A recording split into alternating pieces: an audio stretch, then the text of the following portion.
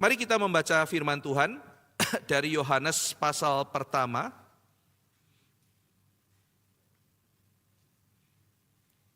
Yohanes 1 ayat 14. Hari ini saya ingin mengajak saudara merenungkan Natal dari perspektif seorang Kristen yang hidup sekitar tahun 1800-an bernama Søren Kierkegaard. Yohanes pasal 1 ayat 14 kita akan baca bersama-sama. 2, 3. Firman itu telah menjadi manusia dan diam di antara kita. Dan kita telah melihat kemuliaannya, yaitu kemuliaan yang diberikan kepadanya sebagai anak tunggal Bapa, penuh kasih karunia dan kebenaran. Mari kita berdoa. Bapa dalam surga, kami ingin merenungkan di hari Natal ini firman-Mu, sehingga kami boleh lebih memahami makna kedatangan Kristus di dalam dunia ini. Sehingga kami boleh menjadi anak-anak Tuhan yang bisa melihat ke belakang untuk boleh memahami siapa kami hari ini dan apa yang akan kami kerjakan di hari yang akan datang. Berkatilah perenungan kami pada hari ini, berkatilah firman yang akan kami dengar. Dalam nama Tuhan Yesus Kristus kami berdoa. Amin. Saudara sekalian, firman itu menjadi manusia atau firman itu menjadi daging. Saudara, ketika kita memikirkan hal ini adalah sebuah paradoks. Bahkan ini adalah paradoks yang sangat besar. Søren Kierkegaard, seorang pemikir dari Denmark, seorang Kristen di tahun 1800-an mengatakan, firman menjadi manusia itu adalah absolut paradoks. Paradoks yang paling absolut. Nah, paradoks ini kan bukan kontradiksi ya saudara. Paradoks itu dua hal yang kelihatannya bertentangan, tetapi sebetulnya masih bisa dijelaskan. Cuma masalahnya menjelaskannya itu tidak mudah, bahkan mungkin seringkali kita kesulitan untuk menjelaskannya. Dua hal kelihatan bertentangan, tapi sebetulnya tidak bertentangan. Hanya tidak bisa dijelaskan, karena paradoks itu boleh dikatakan dari kata paradoksa ya, itu beyond opinion, beyond belief. Sesuatu yang beyond, sesuatu yang melampaui. Doksa itu opinion, bisa belief. Sesuatu yang melampaui opini masyarakat. Sehingga dengan demikian seringkali menimbulkan kebingungan. Kelihatan bertentangan meskipun sebetulnya tidak. Nah, kenapa paradoks ini ditekankan oleh Kierkegaard? Kalau Kristus adalah firman jadi manusia, ini adalah paradoks yang paling absolut, yang paling sukses. Karena dengan demikian, ada hal-hal yang tidak bisa dijelaskan secara rasional. Saudara. Ambil contoh, saudara. Kita kalau bicara mengenai Natal ya, Allah menjadi manusia dalam Kristus.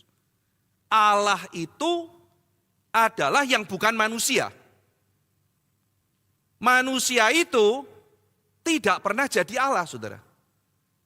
Jadi Allah bukan manusia dan manusia pasti bukan Allah. Tetapi ketika kita bicara di hari Natal, Yesus Kristus itu Allah yang jadi manusia, yang jadi daging.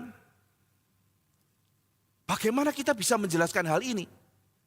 Yesus Allah bukan Allah. Allah itu manusia bukan? Oh, Allah bukan manusia. Manusia Allah bukan? Manusia bukan Allah. Jadi Allah pasti bukan manusia. Manusia pasti bukan Allah. Tapi Yesus Kristus 100% Allah, 100% manusia. Kita hanya bisa menerima fakta itu, saudara, tanpa bisa menjelaskan lebih lanjut. Nah, Yesus Kristus yang adalah Allah itu adalah yang tidak terbatas. Ketika Allah menjadi manusia, manusia adalah yang terbatas. Kita tuh terbatas, saudara. Kita tidak bisa hadir di dua tempat sekaligus. Kita hanya hadir di satu tempat. Pikiran kita yang bisa menjelajah tempat. Maka tubuh kita terikat oleh place, pikiran kita bisa menjelajah namanya space. Karena kita adalah makhluk yang ada di tengah-tengah antara yang tak terbatas dan yang terbatas. Tetapi kemanusiaan kita pun tetap adalah kemanusiaan yang terbatas. dilingkupi oleh ruang, dilingkupi oleh waktu. Nah, jadi manusia adalah selalu yang terbatas, dan yang terbatas selalu tidak pernah yang tidak terbatas. Ya iya kan saudara, jadi definisinya aja udah jelas kok. Allah itu tak terbatas. Kalau gitu Allah terbatas enggak? Ya enggak lah, kan tidak terbatas. Manusia terbatas atau tidak terbatas? Saya terbatas. Mungkin enggak saya tidak terbatas? Enggak pernah mungkin. Nah sekarang Allah jadi manusia. Allah jadi manusia berarti dia adalah yang terbatas dan yang tidak terbatas. Kan bingung saudara. Tunggu dulu. Gimana? Yesus Kristus itu terbatas apa tidak terbatas? Ya terbatas, ya tidak terbatas. Nah gimana mikirnya saudara? Jadi dia maha kuasa atau seperti manusia yang tidak maha kuasa? Ya dia maha kuasa. Kenapa? Dia Allah. Nah tapi dia juga tidak maha kuasa. Kalau dia maha kuasa namanya dia Allah. Dia manusia 100%. Jadi dia terbatas juga. Jadi maha kuasa apa tidak maha kuasa? Ya maha kuasa ya tidak maha kuasa. Jadi Yesus Kristus itu maha hadir atau tidak maha hadir? Dia diikat ruang atau maha hadir? Ya dua-duanya. Loh gimana bisa menjelaskan? Nah saudara, jadi ketika Kierkegaard menjelaskan ini namanya paradoks dan absolut. Mau dijelaskan bagaimana? Siapa bisa menjelaskan?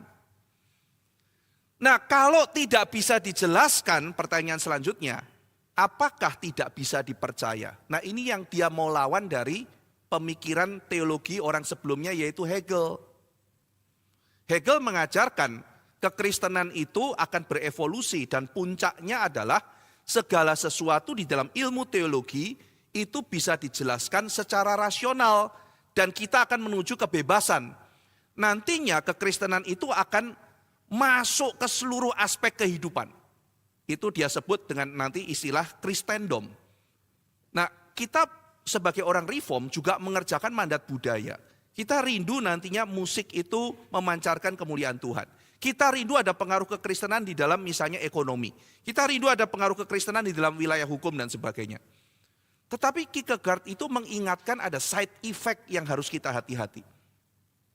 Ketika semuanya sudah masuk, seperti kata Hegel, kekristenan sudah masuk ke segala hal. Nanti Kierkegaard akan mengatakan, ketika kekristenan sudah memasuki semua hal, Tuhannya akan menghilang. Ketika etika sudah mau dimasuki oleh kekristenan, tetapi Kristusnya ditinggal di luar, maka akhirnya nanti etika itu sama sekali tidak akan bicara mengenai Kristus. Nah ini yang bahaya.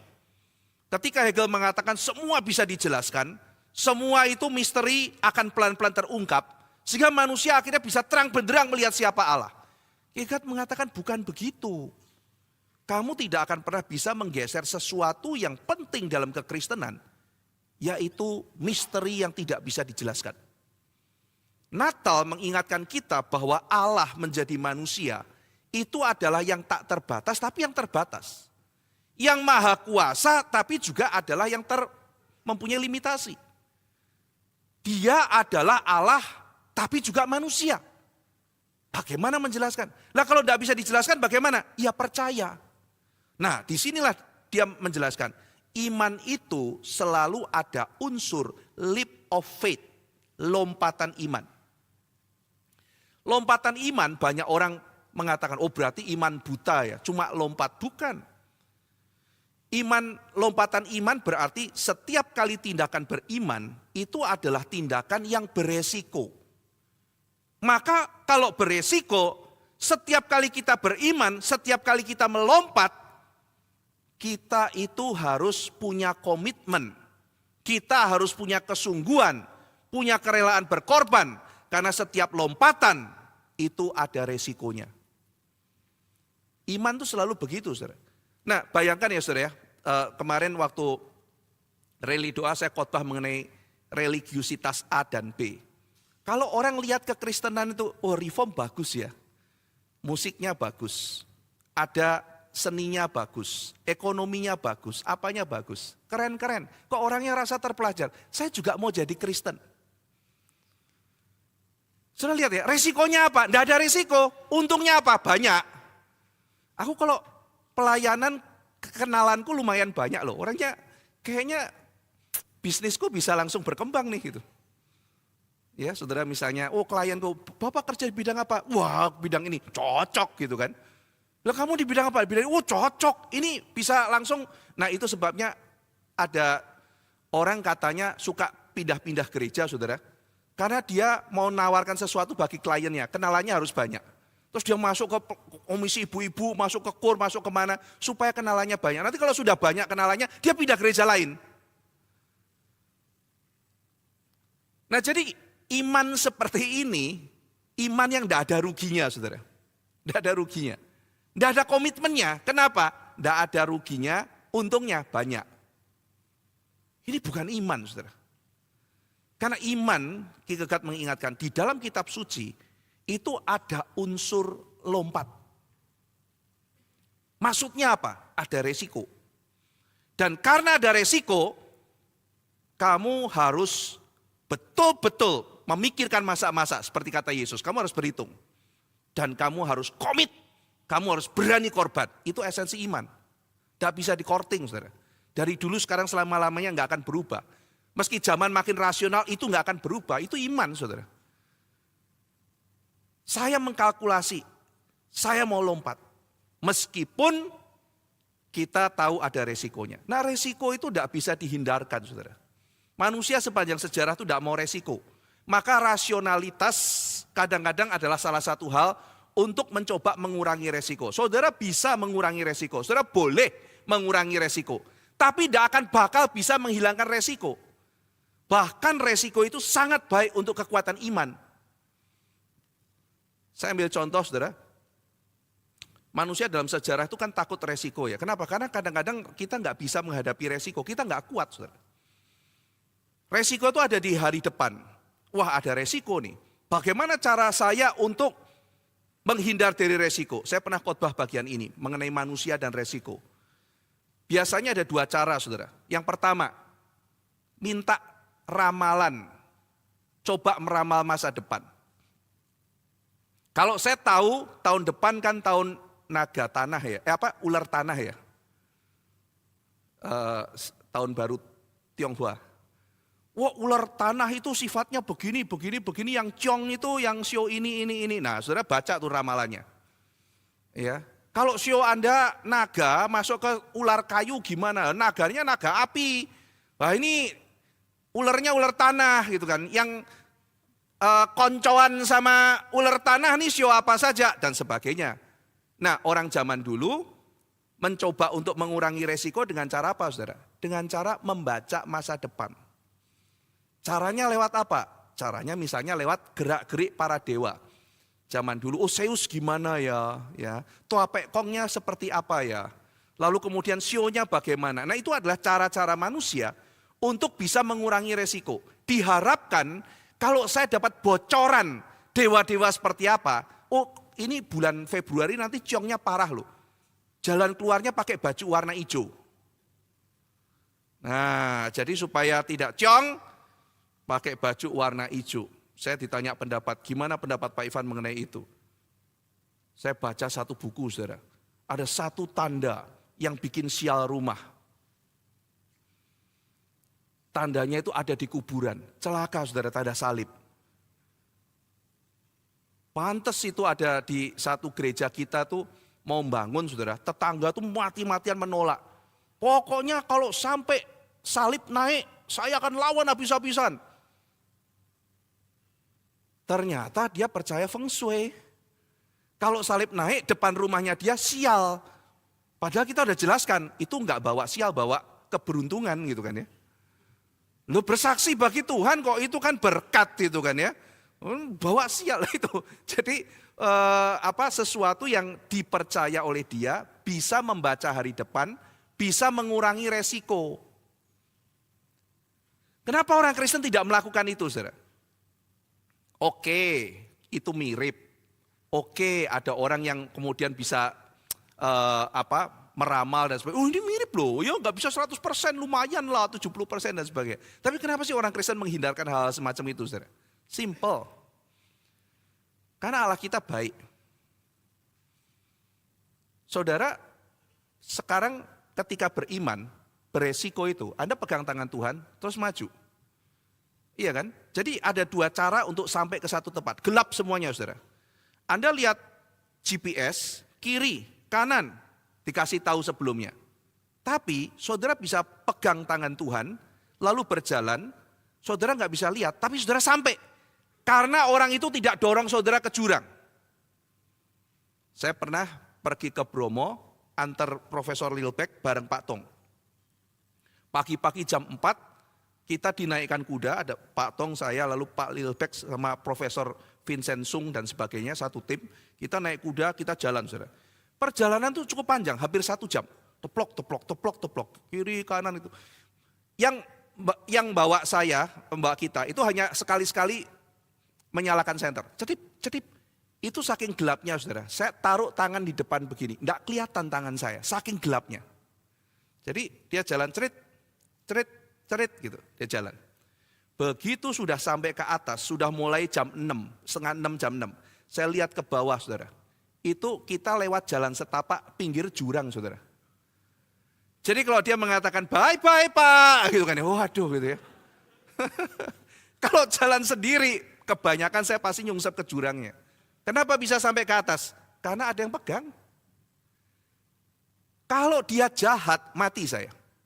Nah pertanyaannya adalah, ketika saya pegang tangan Tuhan, saya tidak bisa lihat ke depan. Resiko mungkin ada. Tapi kenapa saya tidak perlu lagi baca-baca ke depan? Saya pegang tangannya dia kok. Saya percaya dan dia ngomong, tidak perlu kamu baca. Jangan percaya pada gerak bintang dan sebagainya. Seperti yang dilakukan oleh para orang-orang nujum itu. Percaya kepada saya. Nah itu sebabnya kita pegang tangan Tuhan. Lalu kemudian kita berjalan.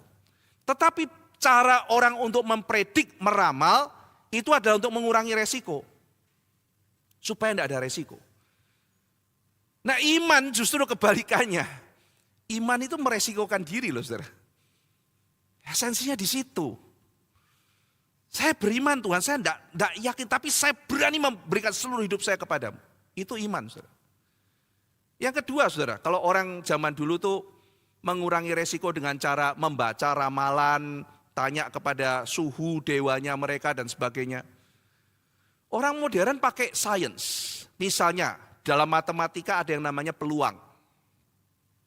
Lalu dari teori ilmu peluang yang saudara pelajari di matematika diterapkan di dalam ekonomi. Misalnya dalam asuransi saudara. Asuransi kan basicnya ilmu peluang tuh. Nah itu sebabnya setelah asuransi muncul di Eropa, cara menyelamatkan orang-orang yang misalnya mati ditinggal perang sehingga menjadi janda bukan lagi dengan cara menikahinya. Seperti yang dikatakan oleh beberapa waktu yang lalu oleh calon gubernur kita. Ya, jadi ya nikahilah orang-orang muda yang pengangguran gitu ya. Supaya ada karya dan sebagainya. Jalan keluarnya bukan seperti itu. Tetapi sesuatu yang lebih terhormat, sesuatu yang lebih baik, yaitu apa? Kamu yang laki-laki, suatu hari kalau kamu sudah tidak bisa bekerja atau apa, sediakan insurance bagi misalnya perempuannya. Nah ini menjadi salah satu jalan keluar modern yang diterapkan untuk mengurangi resiko. Saudara. Ya, boleh enggak? Ya boleh-boleh saja. Tapi bagaimanapun juga saudara, sekarang kita pikir, saya sering kali mikir gini, kalau asuransi adalah cara modern untuk mengurangi resiko, berarti itu solusi yang luar biasa terhadap masalah manusia. Bisa sakit, bisa meninggal, bisa macam-macam gitu kan. Tetapi kenapa para pegawai asuransi itu tidak mudah? Loh kalau itu solusi terhadap permasalahan umat manusia, saudara, maka tukang asuransi itu hebat-hebat, saudara, seneng-seneng banget. Coba saudara tanya sama teman saudara yang asuransi, segampang itukah? Ya enggak, dia harus fight juga, saudara. Kenapa, saudara? Karena ironinya begini. Ketika seorang, bayangkan ya saudara, ada satu orang, saya kan pernah dideketin orang asuransi ya. Pertama dia lihat, Pak, anaknya lucu ya, anaknya lucu. Siapa sih orang tua yang anaknya dibilang lucu itu gak seneng gitu ya. Lucu, iya lucu. Aduh lucunya, aduh pinter loh Pak, dia gini. Sekolah di mana Pak? Sekolah di sini. Oh iya, sudah pinter, udah sekolah dedeknya. Aduh, punya anak lucu, pinter. Pak, sudah pikirkan nanti dana pendidikannya bagaimana? Ya. Pendidikan itu nggak murah loh Pak. Kita ada loh produknya. Nah, dia mulai masuk kan dagang insurance. Saya bilang, waduh, seandainya ya kita semua penginjilan kayak begini ya gitu ya. Sudah gampang nggak dia masuk? Enggak.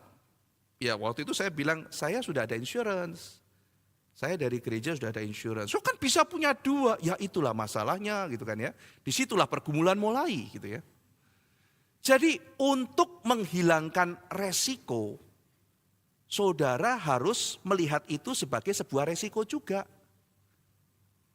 Pak ini bagus ya, boleh deh daftarin gratis. Ya enggak, Bapak mesti setornya berapa? Aku mau premi yang maksimal, 1 bulan 2 juta. Hah? Enggak bisa lebih murah, itu sudah ini mah kalau yang rata-rata orang ambil yang 5 juta. 5 juta 1 bulan, lah kan Bapak maunya preminya sekian. Ya kalau yang separuhnya ya cuma sekian, waduh tapi ditanggungnya cuma sekian ya kalau sakit ya. Iya, jadi ambil gak Pak? Tunggu dulu. Nah kan saudara, bergumul toh. Kenapa? Resiko loh. Aku bayar 2,5 juta 1 bulan, terus kalau aku gak sakit gimana? Kan selalu pelitnya muncul kan gitu. Iya kan, mobil kan juga begitu.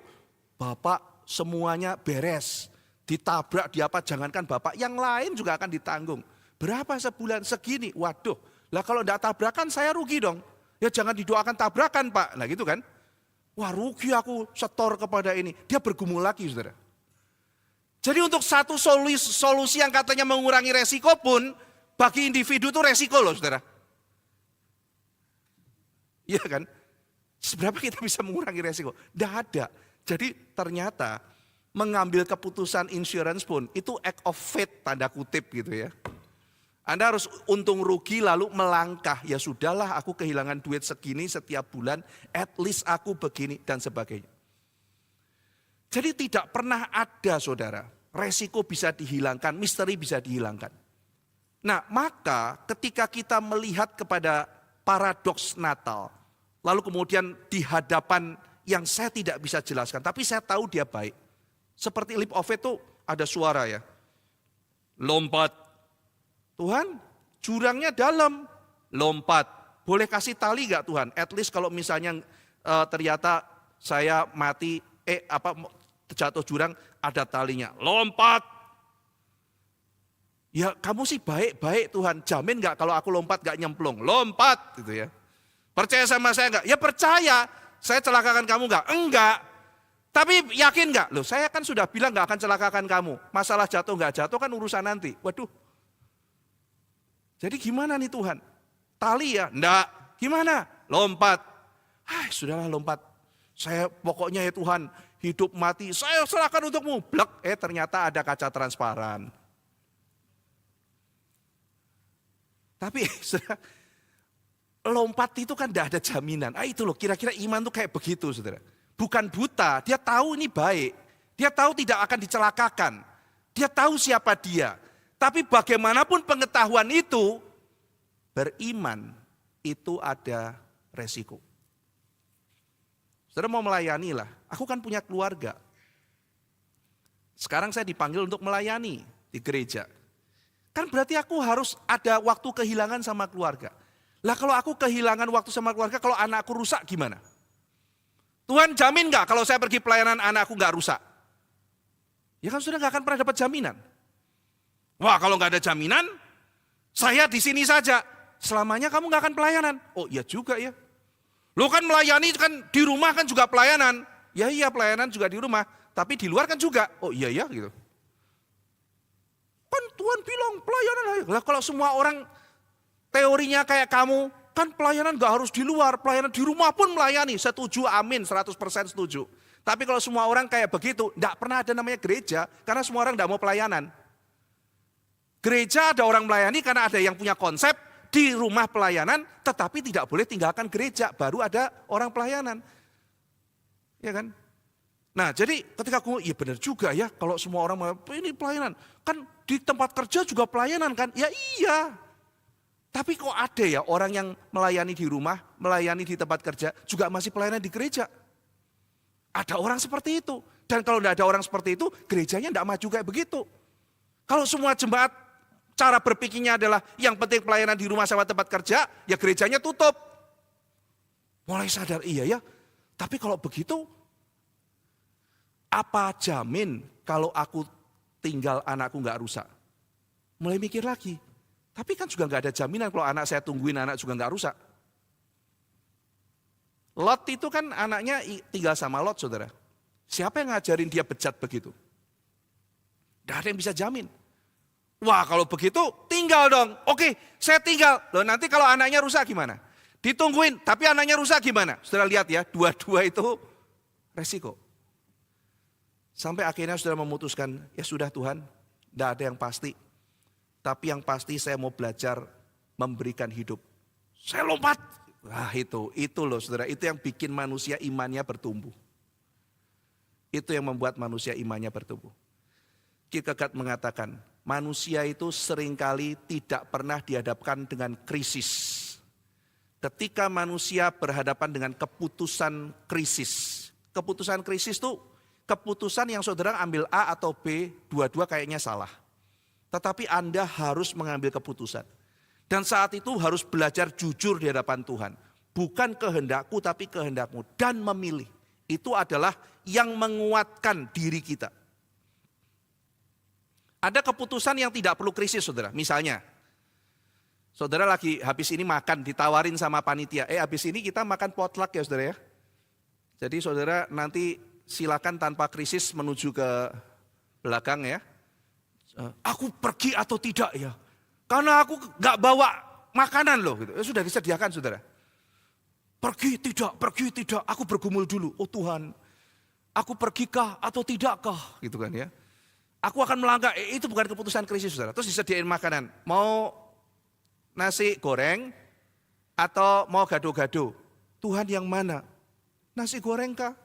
Atau gado-gado? Nasi goreng gorengan, gado-gado sayur. Tapi kacangnya itu loh Tuhan. Gitu. Ada gulanya itu banyak, aku harus pilih yang mana? Gumul, tidak perlu krisis kayak begitu saudara. Ya sudah, ya nasi goreng atau gado-gado. Tapi kalau misalnya diambil, ini harus operasi apa enggak? Kalau dioperasi, ya resikonya begini. Seperti kemarin Ibu Lingkan, kalau dioperasi ada resiko. Kalau enggak dioperasi juga resikonya besar.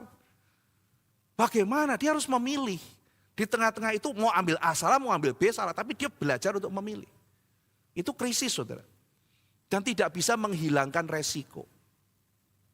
Nah, jadi kalau kita merenungkan Natal dan kita mau kekristenan steril yang serba nyaman, ya enggak bisa saudara. Dan kita enggak akan bertumbuh di situ. Di tengah-tengah keputusan yang sangat sulit, konflik-konflik yang ada, lalu saudara menggandeng tangan Tuhan dan saudara memilih, itu yang menguatkan kita. Firman jadi daging, paradoks yang absolut. Dan misteri yang kita mungkin tidak bisa jelaskan 100%. Tetapi misteri itu menguatkan kita. Melalui misteri itu kita berani memilih. Melalui misteri itu kita berani melompat. Kita berani memberikan hidup kita kepada Tuhan. Firman jadi daging.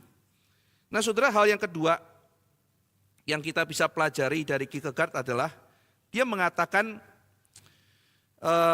bahwa paradoks itu bukan hanya ada pada inkarnasi, tetapi paradoks itu barangkali adalah hal-hal yang mewarnai kehidupan kekristenan kita.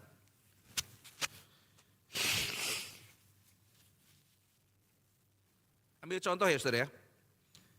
Saya ingin hidup. Kita sudah pelajari. Kalau kita ingin hidup, maka kita harus lepas dari kematian. Dan kematian itu adalah musuh terbesar umat manusia, itu dikatakan Paulus. Tetapi kita juga tahu saudara, ketika Paulus kemarin dalam kitab Roma mengatakan, bagaimana cara Tuhan memberikan hidup pada kita? Solusinya apa? Solusinya adalah mati terhadap dosa. Tunggu dulu. Masalah kita apa? Maut. Solusi kita apa? Mati. Loh, Jadi masalahnya di mana? Mati. Jalan keluarnya apa? Mati. Itu ironi, saudara, itu paradoks. Menarik kan? Jadi karena kita mati bagi dosa, kita hidup bagi Kristus. Jadi dia mengingatkan kita, iya ya, hidup itu banyak paradoks loh. Kamu kalau mau hidup, kamu harus mati. Kalau kamu mau jadi orang Kristen yang kuat, kamu harus pernah menjadi lemah di dalam Tuhan. Menariknya begitu. Ada saat ketika kita tidak bisa berkata apa-apa, tidak bisa melakukan apa-apa, hanya bisa berserah kepada Tuhan, saat itu kita belajar untuk kuat. Tapi saat kadang-kadang kita kuat, kita perkasa, kita menang angin, semuanya di atas, mungkin saat itu kita nggak akan pernah belajar untuk menjadi kuat. Kadang untuk menjadi kuat, kita mesti mengerti apa itu artinya menjadi lemah. Ini kan paradoks juga, saudara. Berikutnya, barang siapa yang mau menjadi yang tertinggi, kata Yesus, dia harus belajar untuk menjadi yang paling rendah. Ini kan paradoks. Mereka yang mau terkemuka, kata Yesus, yang mau menjadi besar, harus belajar dari anak kecil ini. Untuk jadi besar, mesti belajar jadi kecil. Untuk belajar jadi tinggi, harus belajar jadi rendah. Untuk menjadi yang terkemuka, harus belajar melayani. Ini paradoks. Untuk kamu menerima, kamu harus memberi. Barang siapa menahan, dia kehilangan. Barang siapa dia melepas, dia mendapatkan. Jadi ada matematika yang terbalik dari yang kita pelajari di dunia. Barang siapa yang pegang erat-erat, dia akan punya banyak. Enggak. Barang siapa tahu apa itu melepas, dia akan mendapat. Barang siapa yang cuma belajar mendapat, dia akan kehilangan banyak. Menarik, saudara. Justru ketika kita egois, memegang erat, kita akan kehilangan banyak hal. Orang yang belajar murah hati, justru mendapatkan ketenangan. Kalau kamu kalah di dalam Tuhan, kamu menang. Kamu menang di luar Tuhan, kamu kalah. Kayu salib itu menang apa kalah, saudara? Wah, itu paradoks terbesar juga loh.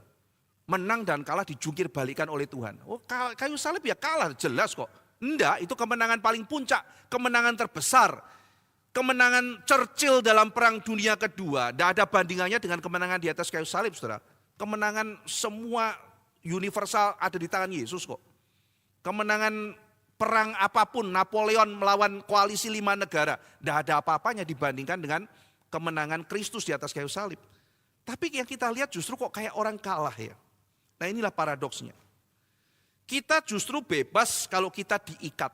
Kita sudah pelajari itu.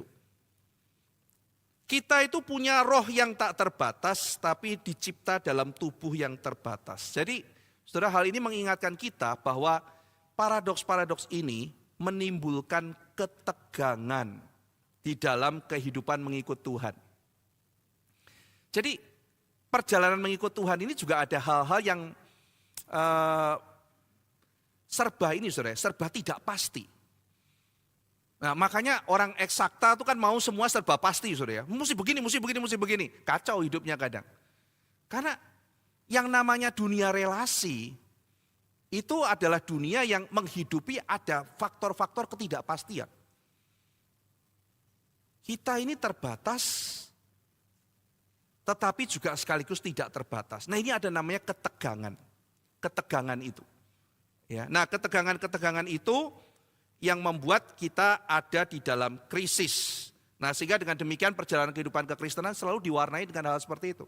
Saya harus gimana nih ya? Satu sisi mau begini, tapi kalau saya sisi begini, nah ini kan serba tidak pasti. Jawabannya apa, saudara? Jawabannya relasi. Melalui ketegangan-ketegangan itu, saudara tuh makin dekat sama Tuhan. Makin cari Tuhan, karena tidak ada resep yang cespleng. Yang ada senantiasa adalah saudara balik lagi ke Tuhan, balik lagi ke Tuhan.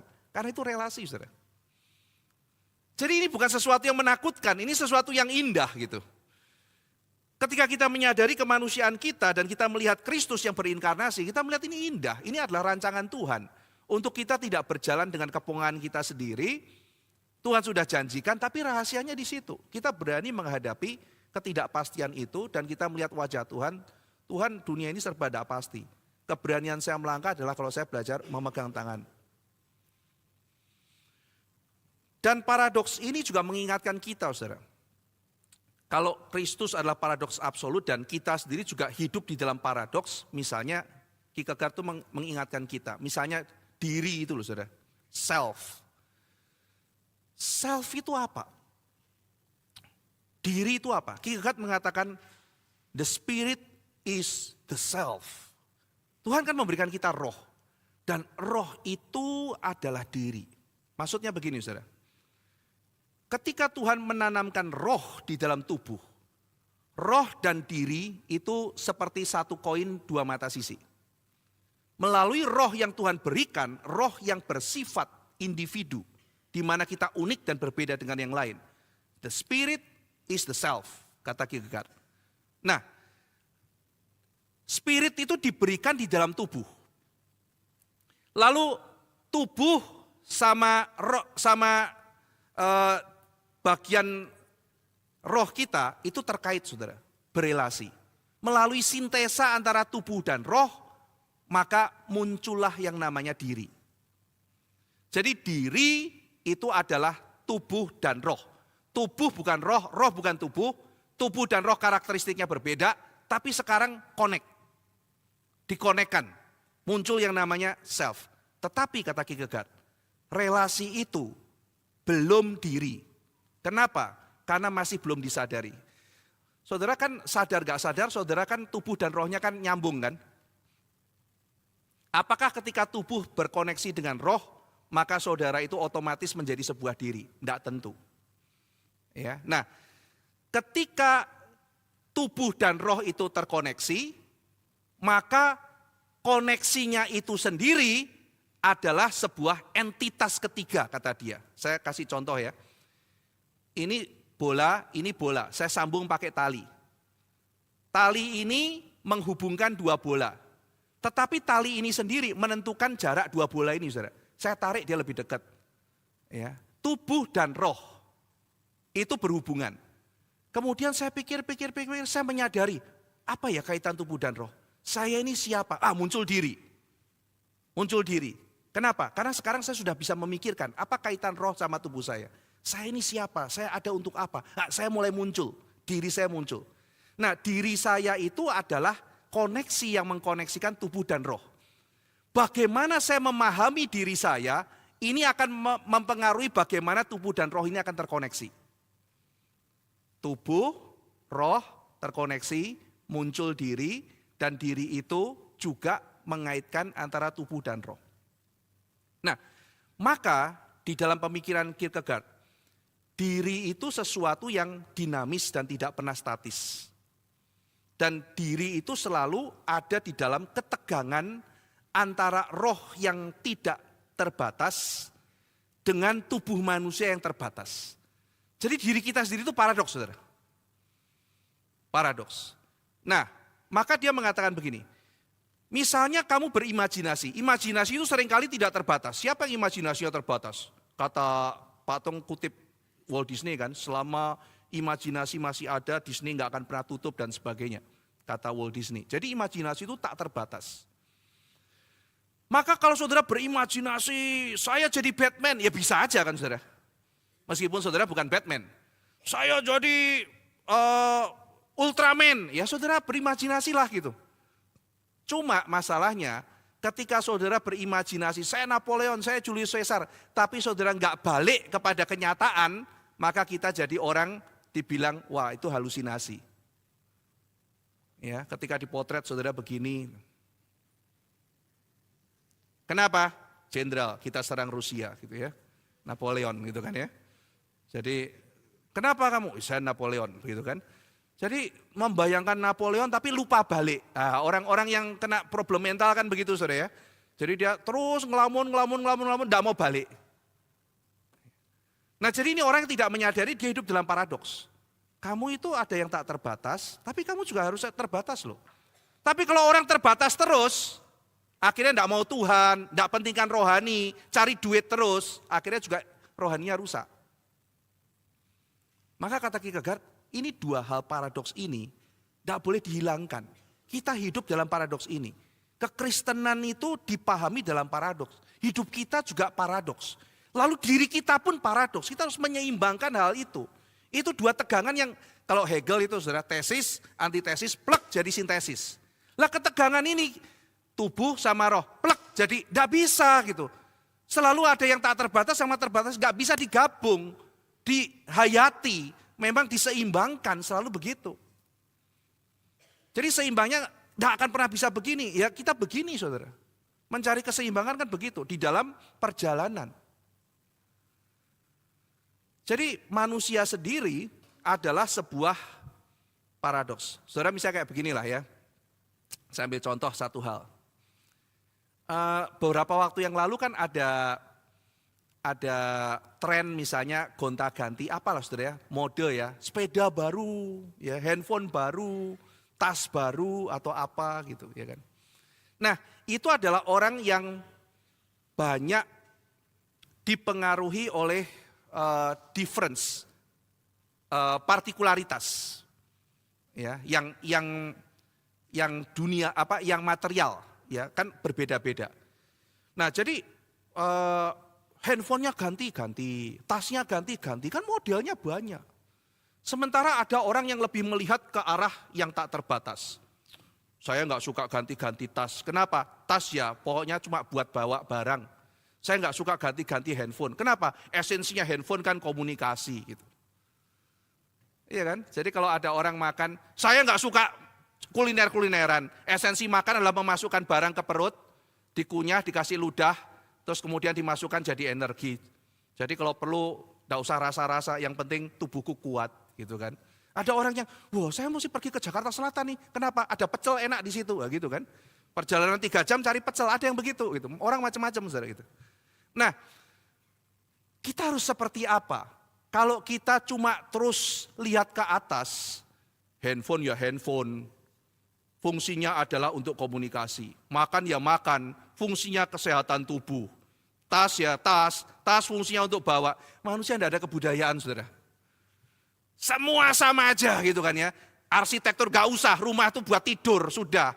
Itu gak usah disemen, gak usah dikasih cat juga gak apa-apa, yang penting tidur gitu. Taman gak usah digunting, taman pohon itu untuk menyerap air gitu. Tidak ada keindahan, tidak ada apa-apa. Ya kan, akhirnya jadi manusia tidak berkebudayaan sama sekali. Ya, semuanya esensialis gitu kan. Tapi kalau jatuh ke partikularitas, hilang dalam rimba. Semuanya makan ya harus begini, yang namanya lemper tuh harus ketebalan sekian dan sebagainya itu ya. Akhirnya hilang, semua mode diikuti dan sebagainya. Lalu harus bagaimana? Ya keseimbangan bukan? Sadar bahwa manusia itu juga ada partikularitasnya, tapi juga ada unitasnya. Ada yang tak terbatas, tapi juga ada bagian yang terbatas. Paradoks saudara. Kita hidup di dalam ketegangan seperti itu. Maka ketika kita melihat iya ya, kita terapkan dalam gereja misalnya. Gereja itu seberapa ya harus menganut misalnya atau belajar dari modern management misalnya. Ya kan ini kan juga tegangan kan saudara ya. Satu sisi namanya gereja itu kan family, keluarga. Tapi satu sisi kalau orang begitu banyak kumpul, tidak ada aturan, wah itu kacau, chaos pasti saudara. Gereja pertama sudah mengajarkan begitu jemaat bertambah harus ada dibentuk sebuah struktur. Karena kalau kita nggak bangun struktur pun, culture-nya itu akan kebangun sendiri. Struktur itu akan otomatis muncul sendiri. Jadi harus diatur. Harus ada sekelompok orang yang namanya pengurus atau apa yang mengatur, membentuk strukturnya. Sehingga ketika distrukturisasi jadi baik. Mau enggak mau harus begitu. Tapi pertanyaannya adalah seberapa kita belajar untuk menerapkannya. Setiap gereja ceritanya bisa lain-lain saudara. Gereja 100 orang dengan gereja 1000 orang ceritanya bisa berbeda. Kebutuhannya berbeda. Ya kan? Nah, itu kita melihat seperti sebuah negara misalnya. Kalau kita bilang, apakah negara kita ini kapitalis atau sosialis? Tidak ada satu negara yang tidak campuran dua hal itu loh saudara. Mana negara yang purely kapitalis? Mana negara yang purely sosialis? Tiongkok tuh Pak, sosialis. Kita lihat sama-sama lah. Merek-merek banyak muncul di situ kok. Iya kan? Kalau kita bicara, orang barat itu Pak, itu sangat kapitalis. Lihatlah di Kanada, pajaknya berapa banyak, itu udah kayak negara sosialis pajaknya. Kita Indonesia yang teriak-teriak kita demi rakyat dan sebagainya, begitu pajaknya tinggi kan kita juga teriak, saudara ya. Apakah kita memang betul-betul sesiap itu? Ya, nah maksudnya begini saudara, setiap negara itu punya pergumulannya masing-masing. Mau seberapa dia terapkan kapitalis, mau seberapa dia terapkan teori-teori sosialis. Ini adalah di dalam ketegangan itu. Ya ada negara yang segini, kapitalisnya ada segini, itu tarikannya tuh setiap negara story-nya bisa lain-lain. Nah model semacam ini saudara, cara melihat kehidupan seperti ini di dalam satu ketegangan ini, itu membuat kita tidak menjadi seorang yang dogmatis tidak pada tempatnya. Yang Kristen mesti begini, hidup yang Kristen kayak begini. Karena wilayahnya bukan seperti itu, wilayahnya adalah bergumul. Sebagai orang Kristen, sebagai seorang yang dipanggil Tuhan dalam kondisi ini, apa yang harus saya lakukan? Nah kembali dengan demikian saudara-saudara sekalian, karena misteri tidak bisa dihilangkan, ketegangan juga tidak bisa dihilangkan sama sekali. Jalan keluarnya cuma satu yang tadi saya bilang, relasi. Relasi dengan Tuhan, tidak bisa dihilangkan. Bisa nggak kita mengambil keputusan? Yang menarik, Kierkegaard bilang begini, tahu dari mana yang kamu ambil itu betul-betul kehendak Tuhan? Sulit. Kita baru bisa, yang tahu 100% kehendak Tuhan itu ya Tuhan. Setiap kali kita mengambil, kita dibatasi oleh subjektivitas kita kan. Yang kita kira itu kehendak Tuhan, tapi belum tentu. Sehingga, apalagi mengatakan, makanya saya paling suka jawaban kalimat Mordeka kepada Esther, saudara. Saya pernah khotbah di Kertajaya, di Surabaya. Esther, siapa tahu Tuhan mau pakai kamu. Jadi Mordeka nggak bilang, Esther, saya diperintahkan Tuhan, demi Tuhan yang hidup. Kamu pasti disuruh oleh Tuhan, sekarang pelayanan. Enggak begitu. Mordeka mengatakan, Esther, mungkin Tuhan mau pakai kamu. Tapi kalau kamu nggak coba ya enggak tahu gitu. Dan Esther tahu, nah ini cobanya bukan main-main loh, ini bukan jadi asyir loh. Ini saya terjun pelayanan, kepala saya bisa dipotong sama raja gitu kan. Tapi Esther mengatakan, aku akan terjun. If I perish, I perish. Mungkin Tuhan mau pakai aku. Kalau enggak, aku rela mati kok. Ini jiwa pelayanan yang benar juga. Saya enggak tahu juga Tuhan mau pakai saya apa enggak. Tapi saya mau bergumul, saya mau melayani, saya mau terjun. Meskipun itu akhirnya saya rugi. Tidak apa-apa. Biar kehendak Tuhan yang jadi. Nah jadi saudara-saudara sekalian, kita tidak bisa tahu kehendak Tuhan mungkin 100% apa. Tapi Kierkegaard mengatakan begini, Kierkegaard mengatakan, mungkin kita bisa belajar jujur dalam mengambil keputusan. Saya kira itu satu hal yang sulit, tetapi sesuatu hal yang indah. Tuhan, saya tidak tahu loh, ini apakah memang yang saya ambil pasti 100% kehendakmu apa bukan. Kita sulit tahu, tapi nanti pelan-pelan mungkin Tuhan akan tuntun, oh iya, saya tidak salah ambil keputusan. Tetapi saudara-saudara sekalian, bagaimanapun juga, kata Kierkegaard, yang penting ketika kamu mengambil keputusan, kamu sejujur-jujurnya di hadapan Tuhan. Bukan sekedar untuk maumu atau apa, tapi betul-betul kamu mau menyenangkan Tuhan dalam setiap keputusan kamu. Itu yang penting. Meskipun bahkan mungkin kamu salah, tapi kejujuran kamu untuk cari kehendak Tuhan itu penting. Saudara, mungkin ada banyak loh keputusan yang saya dan saudara ambil itu mungkin tidak tepat. Tapi setiap kali kita bergumul dan kita mau jujur di hadapan Tuhan, itu yang penting. Apakah kita mau seperti itu? Firman jadi daging. Paradoks yang demikian besar. Dan biarlah kita di Natal ini juga bersyukur untuk Kristus yang paradoks, yang sukses, yang berhasil. Dan yang akan mendampingi kita menjalankan kehidupan dalam dunia yang penuh paradoks ini. Mari kita berdoa.